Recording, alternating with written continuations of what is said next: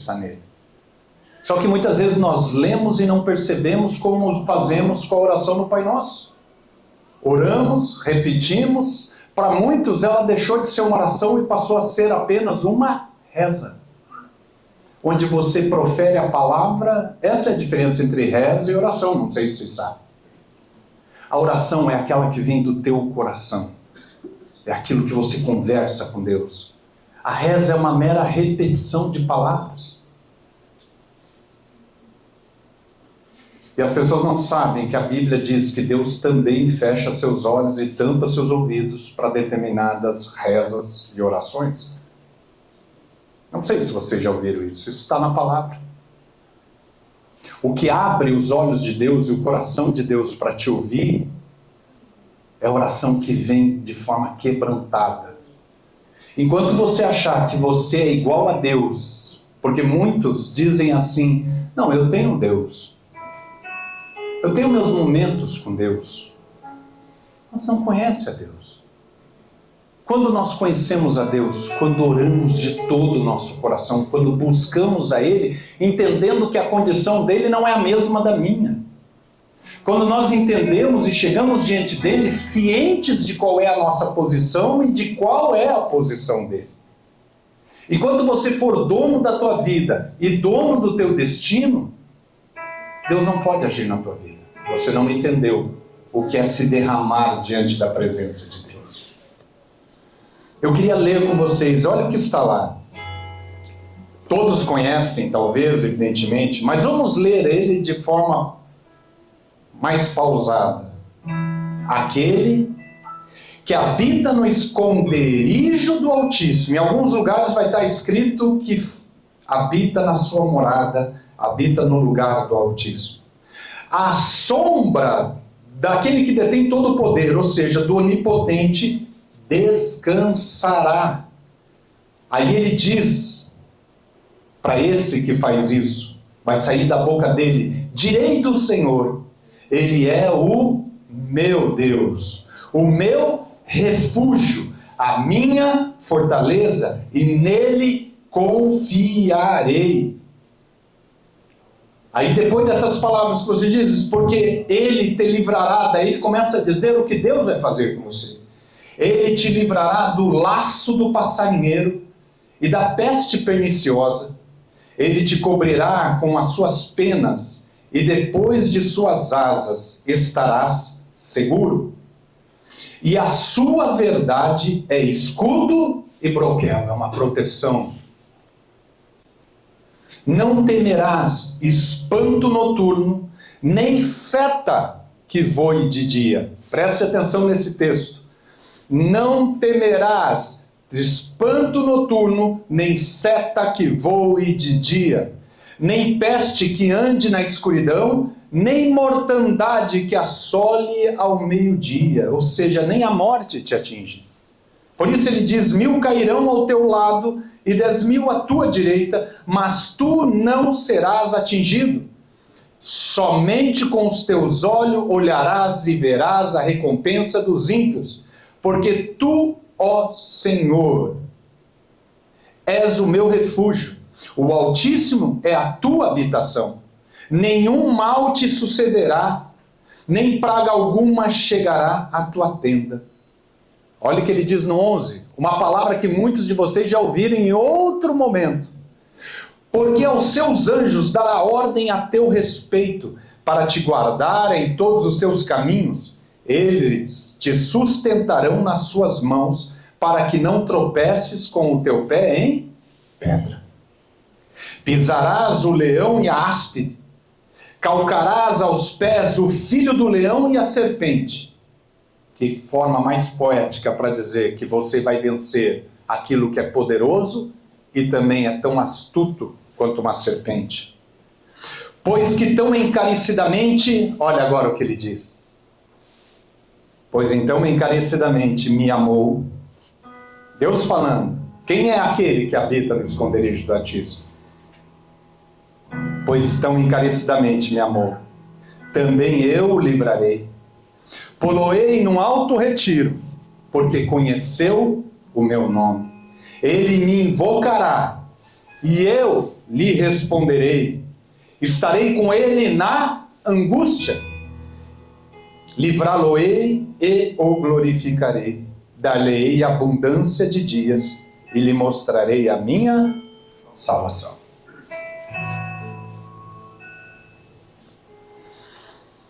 Ah, quanta coisa foi dita aqui hoje. Cantamos que hoje eu não vim pedir nada. Eu só vim pedir a presença de Deus. Você sabe o que isso significa? O Paulo ainda lembrou de palavras. Cantamos aqui, dentro desta música, que somente a graça dele nos basta, que é a palavra que Deus diz a Paulo. Paulo, não vou te conceder o que é. Não vou tirar esse espinho da tua carne. A ti, a minha graça te basta. Vocês cantaram isso hoje. E o Paulo falou aqui do que é a medida recalcada, sacudida, transbordante.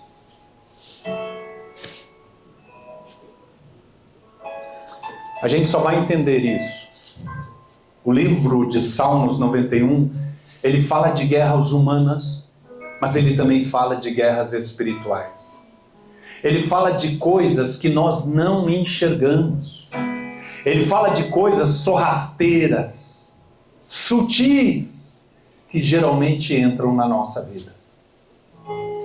E nós não percebemos. Não percebemos. Mas de todos os textos, eu quero puxar um aqui que eu pedi para que vocês gravassem. Lá no 5 ele diz: não temerás espanto noturno, nem seta que voe de dia. Para entendermos melhor esse texto, eu vou com vocês lá em Efésios 6:10.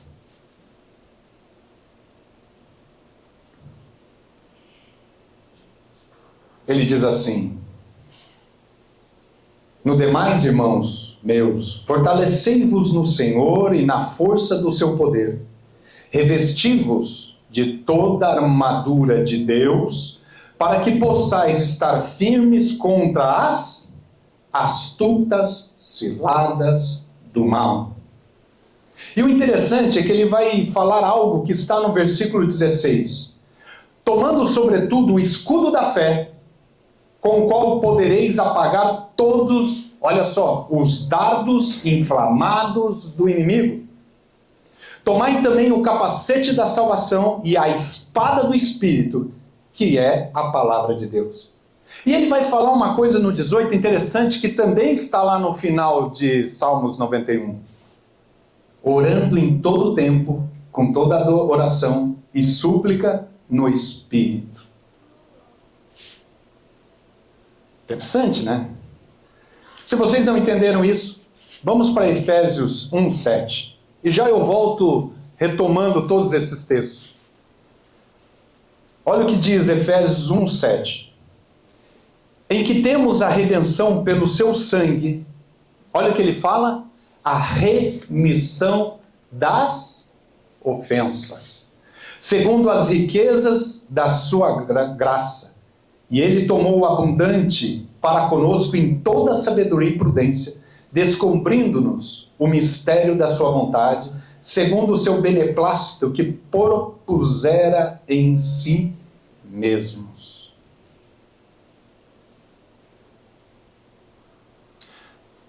Nós só vamos entender o que eu vou falar aqui, se vocês entenderem um princípio. Ele começa o Salmo 91 falando sobre uma morada. Morar onde está o Altíssimo. Onde está a sua presença. Por que a Bíblia fala disso? Porque talvez você não entendeu que quando Jesus diz esse mundo jaz no maligno, a Bíblia está dizendo que esse mundo já está, portanto, separado de Deus. Olha o que está em Romanos 3:23. Porque todos pecaram e destituídos estão da glória de Deus, sendo justificados gratuitamente pela sua graça, pela redenção que há em Cristo Jesus, ao qual Deus propôs uma propiciação pela fé no seu sangue, para demonstrar a sua justiça pela remissão dos pecados, antes cometidos, olha o que ele fala, sob a paciência de Deus. Deus é paciente enquanto estamos longe dele. Para a demonstração da sua justiça nesse tempo presente, para que ele seja justo e justificador daqueles que têm em fé em Jesus Cristo. Entenderam até aqui alguma coisa? Alguns sim, outros talvez não. Vamos entender juntos. Tudo isso tem a ver com o que está em Salmos 91. A Bíblia está dizendo que o homem está separado de Deus. O que a Bíblia está dizendo nesses textos é que o homem está separado de Deus e vai continuar nessa condição. E sob, inclusive, a paciência de Deus, enquanto o homem não entender como se chega a Deus.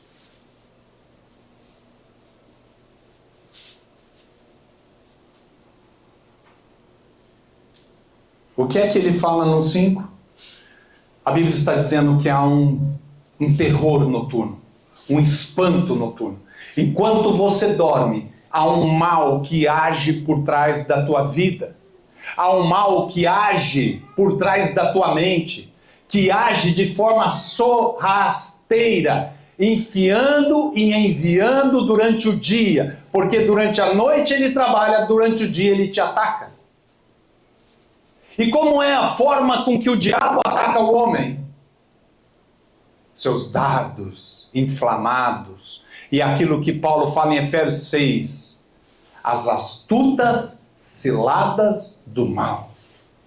A Bíblia está dizendo que há algo espiritual que está por trás de nossas vidas e que todo dia nos lança setas. Setas de ofensas. Setas que nos ofendem, setas que nos machucam, setas, palavras do passado que uma mãe pode ter falado para você, um pai pode ter falado para você, uma pessoa, um irmão na igreja deve ter te dito alguma coisa que te feriu e nunca mais isso saiu do teu coração. Quem está falando isso não sou eu, é a Bíblia. Vivemos mortos em ofensas e quem está ofendido, ofende. Por isso é de abismo que chama outro abismo. A palavra de Deus, aquele diz que aquele que está separado de Deus vive em abismo que chama outro abismo, de ofensa em ofensa. Somos ofendidos e, portanto, ofendemos. E o diabo trabalha dessa forma no nosso meio, de forma sorrateira, de forma sutil, sem você perceber. E quando você percebe, aquela seta se enraiza no teu coração. Ela começa a se enraizar, ela começa a dominar a tua mente, o teu coração, a chegar a um ponto que você não tem vida, você só olha para a tua ofensa. Você só olha para a tua dor e você não vê o que Deus tem para fazer. E é essa a principal forma com que o diabo trabalha no povo, entre todos os homens. Por isso Paulo vai dizer que nós estávamos mortos nas nossas ofensas e pecados. A ofensa é o que contamina o teu coração. É a palavra maldita dita da boca de alguém. E o mais interessante disso é que o diabo também não entra de forma direta interagindo com esse mundo. Ele usa o homem para fazer isso. Ele bota no homem palavras. Como o próprio Pedro, o apóstolo Pedro, chega para Jesus, onde muitos acham que os apóstolos são, na verdade, os homens santos da Bíblia. Somos santos, lavados no sangue do Cordeiro, justificados. Todos nos tornamos santos. Mas quando morremos com Jesus na cruz, porque longe dessa cruz, desse sangue, somos como era Pedro, dizendo para Jesus: não vá, Jesus, eles vão te prender, eles vão lhe matar. E Jesus vira para ele e diz: para trás de mim, Satanás. O diabo usa o próprio homem, a mente humana, a racionalidade humana para te escravizar. Por isso Paulo vai falar tão preocupado, lá em Colossenses 2, em Timóteo 4, onde ele vai dizer que você não se torne presa de nenhum homem. de nenhuma palavra, de nenhuma racionalidade humana. Deus está te querendo trazer para um lugar de glória, um lugar onde é Ele que habita contigo. E os homens acham que eles entendem Deus. Os homens acham que podem entender o mundo espiritual, quando a palavra está dizendo que há um espanto noturno, um terror noturno, que anda entre nós e não dorme. Por isso Jesus diz para os discípulos: vigiai e orar, porque o nosso inimigo, o inimigo de nossas almas, está ao nosso derredor, tentando nos tragar por meio das ofensas. E por meio das ofensas nós deixamos, e muitas vezes, esses dados inflamados que Paulo vai falar em Efésios, e eles nos atingem e criam raiz entre nós. E entre nós ele cria dissensão.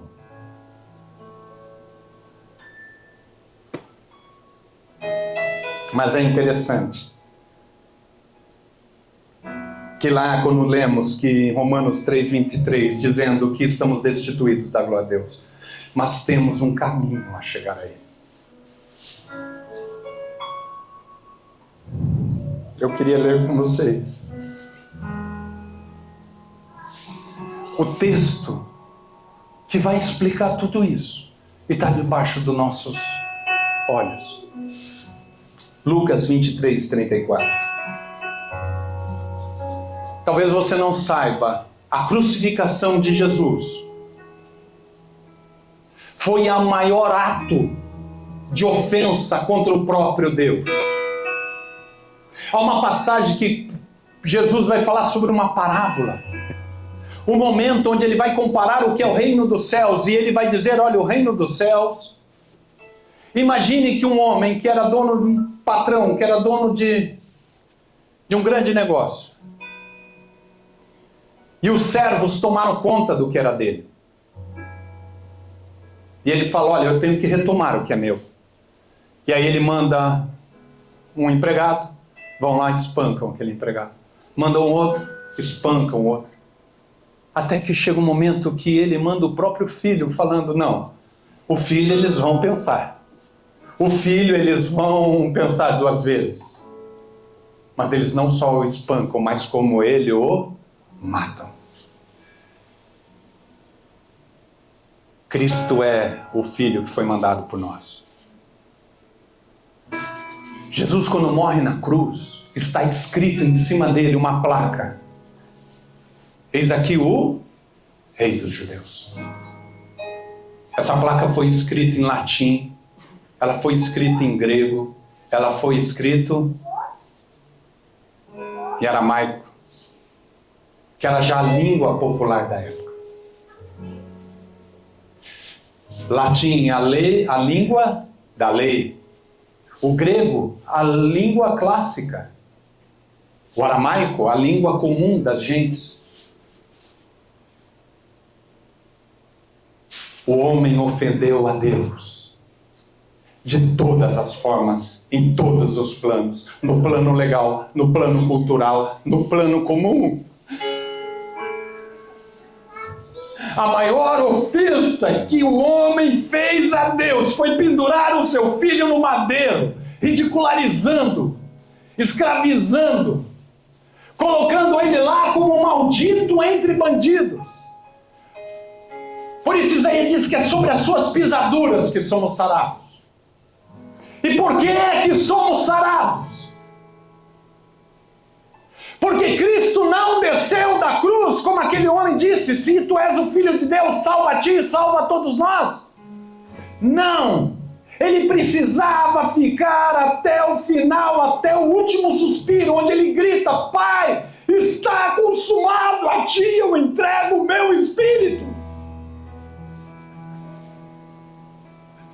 Porque é na cruz, ele sendo ofendido, pisado pelo mal que há por trás dos homens, que ele vai ler e vai falar isso daqui. Lucas 23:34, dizia Jesus: Pai, pelo perdoa-lhes, porque não sabem o que fazem. Enquanto o homem se rendeu ao mal, ao espanto noturno e lançando a seta principal contra o próprio Deus, ao seu filho pregado na cruz, Deus responde à humanidade dizendo: Pai, perdoa porque não sabe o que fazem. Sabe o que significa isso? Esse é o poder do perdão. É a única arma que você consegue aniquilar a seta da ofensa, o dardo inflamado pelo qual o diabo trabalha em nosso meio. É perdoando que você não sai do mundo espiritual e você fica nele, em Deus. Você não vem para o plano humano. Eu não saio do mundo espiritual, mas eu não venho para o plano humano. E é Cristo que Cristo fez. Ele é a principal demonstração do uso da armadura de Deus. Porque ele ficou calcado no escudo da fé. Ele permaneceu pregado na cruz. Pregado numa cruz, ele permaneceu. Para cumprir a palavra do Senhor. E ele confiou pela fé, pela espada da fé, que é o Espírito de Deus, a espada do Espírito, que é a palavra. Ele confiou na palavra que saiu da boca de Deus, que aquele tormento seria momentâneo. Ainda que árduo, ainda que pudesse machucar até a alma, as entranhas, ele permaneceu firme pela palavra que um dia saiu de Deus, que um dia ele voltaria e seria glorificado, que ele veria a salvação. E ele clama na cruz: Pai, por que me desamparaste? Quando Deus tira o seu espírito dele. Portanto, irmão, se você não entender o que é chamado perdão, você não vai entender o que é a vida com Deus. Porque você vai estar saindo do plano humano e vindo do plano espiritual e vindo para o plano humano. E nesse plano humano você não tem poder sobre as setas e dardos inflamados do inimigo.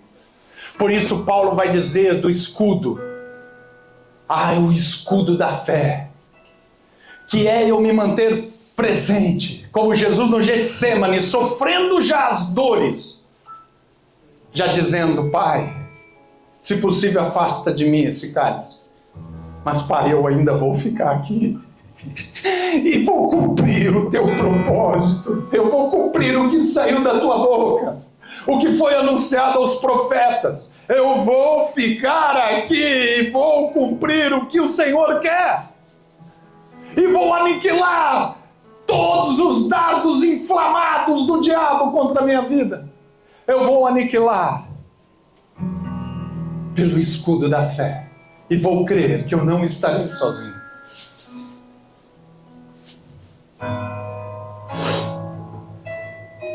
Eu quero ler contigo o que está em 1 Coríntios. 1 Coríntios 1, 22. Porque os judeus pedem sinal e os gregos buscam sabedoria. Mas nós pregamos a Cristo crucificado, que é escândalo para os judeus e loucura para os gregos. Mas para os que são chamados, tanto judeu como gregos, lhe pregamos a Cristo, poder de Deus e sabedoria de Deus. Porque a loucura de Deus é mais sábia do que os homens e a fraqueza de Deus é mais forte que os homens.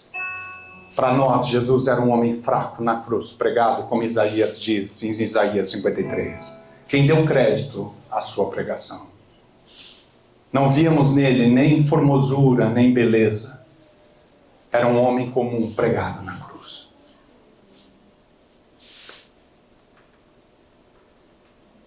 Sabe por que ele fala que Jesus é o escândalo? Jesus é a rocha angular. É a pedra que lá em Salmos ele fala sobre isso. Salmo 118, 32, Jó 38, 6, Atos 4, 11, Efésios 2, 20, Marcos 2, 10, Lucas 20, 17, Zacarias 10, 4, Quando diz em Zacarias que a pedra angular sairia de Judá, ele é a pedra de escândalo, ele é onde todo homem tropeça, ele é aquele onde os construtores caem, ele é a pedra angular, é a pedra de escândalo, porque é nele que Deus escandalizou o mundo inteiro e trouxe à tona o mal que age por trás dos homens, porque Jesus, ele foi morto pela mesma lei entregue por Deus aos homens, porque a lei mosaica, na verdade, ela era a revelação do pecado do homem, ela veio para mostrar que ela era uma obra de justiça perfeita, mas entregue a homens imperfeitos. Por isso ele é o grande escândalo. Jesus revela na cruz o que está por mal, por trás de nós. Ele revela o espanto noturno. Ele revela o que o homem é incapaz de fazer sem Deus, que é o quê? Justiça. O homem munido da lei mosaica, ele crucifica na cruz o próprio Filho de Deus. Ele crucifica na cruz o Messias, que era mencionado na própria lei. O objetivo da lei mosaica apontava para Jesus. E Jesus, quando chega, os homens, na sua racionalidade de achar que são aptos a aplicar justiça sem Deus, e crucificam ao Pai. Parte de Deus morre naquele lugar. E ainda Deus responde: perdoa-os, porque não sabem o que fazem. Cravamos na cruz a cédula que há contra nós, a seta que há contra nós, de ofensa. E é por isso que você deve aprender a perdoar. Porque enquanto você não perdoar, você vai carregar contigo todas as ofensas do passado, que vieram de um lugar que você não conhece. Algo muito mais maligno que você não imagina. Ele é a pedra de escândalo. Por isso Romanos 3:20 diz assim: por isso nenhuma carne será justificada diante dele pelas obras da lei, porque pela lei vem o conhecimento do pecado. Romanos 7:7 diz: que diremos, pois? É a lei pecado? De modo nenhum. Mas eu não conheci o pecado senão pela lei. Porque eu não conhecia a concupiscência se a lei não o dissesse. Gálatas 3:19. Logo, para que a lei? Foi ordenada por causa das transgressões? Até que viesse a posteridade a quem a promessa tinha sido feita, que é Cristo, e foi posta pelos anjos na mão de um medianeiro. A cruz é a revelação do grande pecado do homem. É a revelação de que Deus, mesmo entregando a lei para o homem aplicar justiça, ele não entendeu. E é isso que acontece quando Jesus interrompe o julgamento da mulher adúltera. Era um julgamento legítimo pela lei. E ele interrompe, de repente, simplesmente colocando acusador no lugar de réu e réu no lugar de acusador, quando ele diz: quem não tem pecado, lança a primeira pedra. E a Bíblia diz que de um em um, dos mais velhos ao mais novos, foram se ausentando daquele lugar. Até chegar a um ponto em que ele pergunta: mulher, onde estão os teus acusadores? Ela diz: ninguém me acusa. Sabe por que ninguém me acusa? Porque um homem nenhum é apto a acusar o outro. Homem nenhum padeceu na cruz. Homem nenhum venceu o pecado como Cristo venceu. Por isso em Apocalipse vai dizer: há um só apto a gritar, há um só apto a abrir o selo, o livro dos selos. Um só é apto a abrir o livro da vida. Um só é apto a fazer justiça. Por isso Paulo fala: é nele que fazemos justiça. E o engraçado é que há homens que olham para esse Salmo 91 e às vezes se acham super crentes. Só que esquecem que o próprio Jesus na cruz, esse que também grita lá: Pai, perdoa, porque eles não sabem o que fazem. É o mesmo que vai dizer para o diabo. Porque Jesus, quando é tentado lá em Mateus 4:5-7, quando Jesus é tentado pelo diabo, o diabo vai usar exatamente o que está em Salmos 91, 11.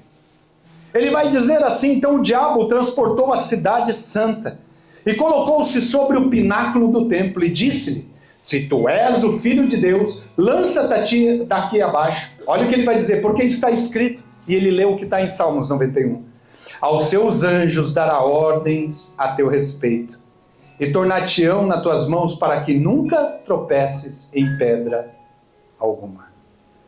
E Salmos 11, 91 diz: porque aos seus anjos dará ordem a teu respeito, para te guardar em todos os teus caminhos. Eles te sustentarão nas mãos, para que não tropeces com o teu pé em pedra. Mas como que Jesus vai responder no 4:7 de Mateus? Disse-lhe Jesus: também está escrito, não tentarás o Senhor teu Deus. Deus está colocando o homem no seu devido lugar. Por isso não é com uma mera reza que você chega ao Pai. Por isso que não é com uma mera oração de repetição. Quando você não muda as tuas condutas, Deus fecha os olhos para você. É isso que a palavra diz. Se não for um coração quebrantado, chegando de Deus, dizendo: Senhor, eu preciso de Ti. Se você não entendeu, eu vou ler com você. Aquele que habita no esconderijo do Altíssimo, à sombra do Onipotente, descansará. Direi ao Senhor: Ele é o meu Deus, o meu refúgio e a minha fortaleza, e nele confiarei. Não se sai do plano espiritual para vir para o plano carnal. A ofensa que você recebe do diabo, ela vem de um plano espiritual para atingir o teu plano carnal. Mas você continua em Deus, habitando no esconderijo do Altíssimo. Sabe por quê? Porque você é espírito. E a Bíblia diz que Ele é espírito. O pastor Cleito outro dia falou aqui que igreja é: eu tenho um pouco de fé, o Mateus tem um pouco de fé, a Ana tem um pouco de fé, a Bruna tem um pouco de fé, o Duda tem um pouco de fé. Emprestamos a fé um do outro. E em espírito vivemos como igreja. Porque eu sou espírito, vocês são espírito. E é o nosso espírito que se une um ao outro. E assim somos espírito em um só corpo em Deus. Quando Jesus diz, Paulo também fala sobre isso. E Jesus diz que Ele, nós estamos nele, nós somos aqui. Nós estamos aqui. Imagine que essa capa é Deus. E o interior das suas folhas é Jesus. Jesus nos chama para isso. Eu, nele, com eles, sou uma só pessoa em espírito.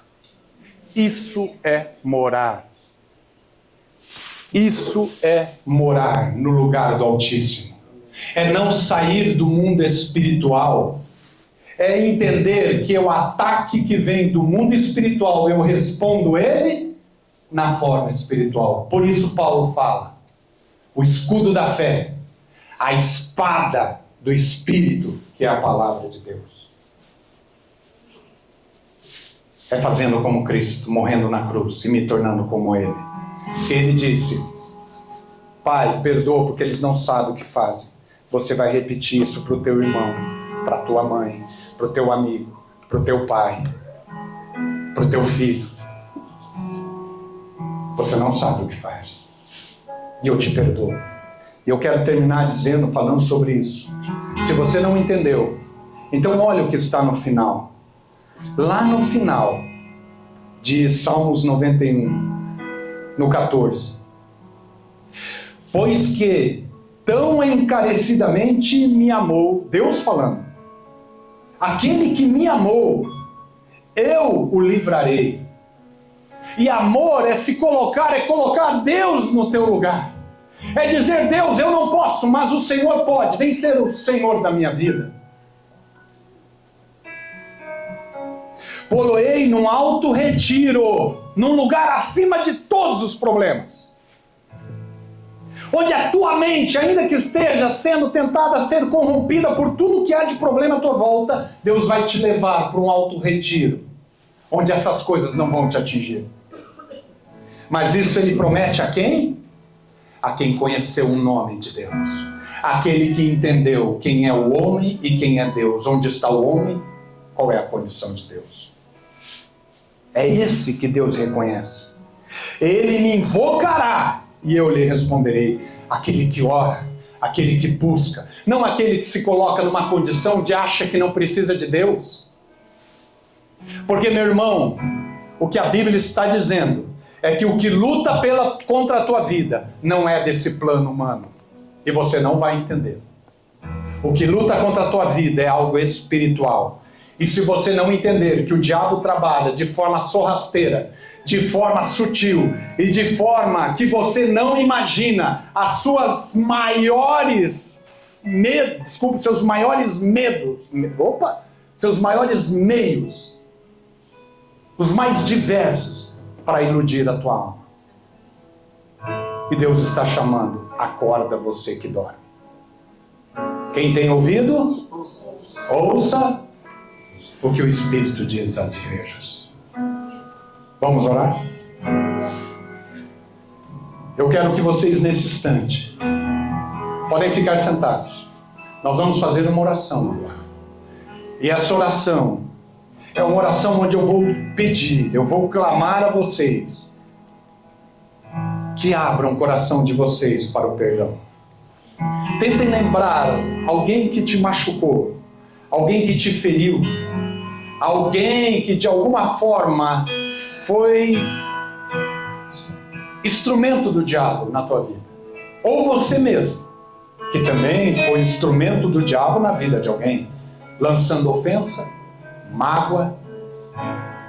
Vamos orar. E vamos clamar ao Senhor que essa palavra dita na cruz, Pai, perdoa porque eles não sabem o que fazem, seja uma verdade em nosso dia hoje. Senhor nosso Deus, vem, Senhor, vem sobre nós nesse instante, vem sobre essas famílias, esses corações contritos diante de Ti, e eu posso ver isso nos olhos deles hoje. Toma, Senhor, para Ti toda essa seta de ofensa, que ela seja lançada na cruz. Toda palavra torpe, toda palavra de ofensa, toda palavra que machucou, que ofendeu, que criou uma raiz profunda de amargura. Libera perdão, Pai. Libera perdão para esses corações que ofenderam. Libera perdão àqueles que foram ofendidos. Porque o perdão, ele exerce poder àquele que libera e àquele que recebe.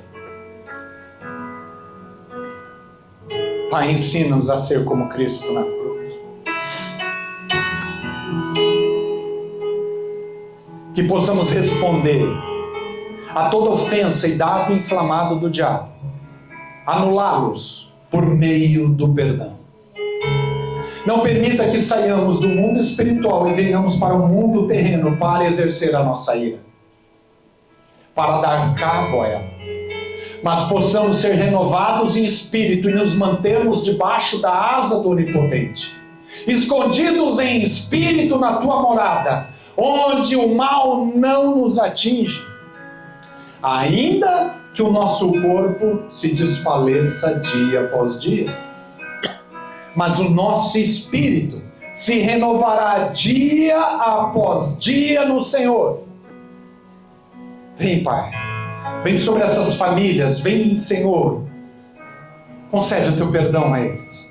Anule, Senhor, toda obra do mal, toda seta maligna, toda cilada, nas quais os teus filhos caíram. Faz um dia novo aqui, Senhor. Apaga todas as coisas. Em nome de Jesus, Pai. Amém. Vamos louvar. Vamos ficar de pé. Vamos ter um momento de adoração. Meus pecados pra oferecer, mas mesmo assim, amor, mas mesmo assim.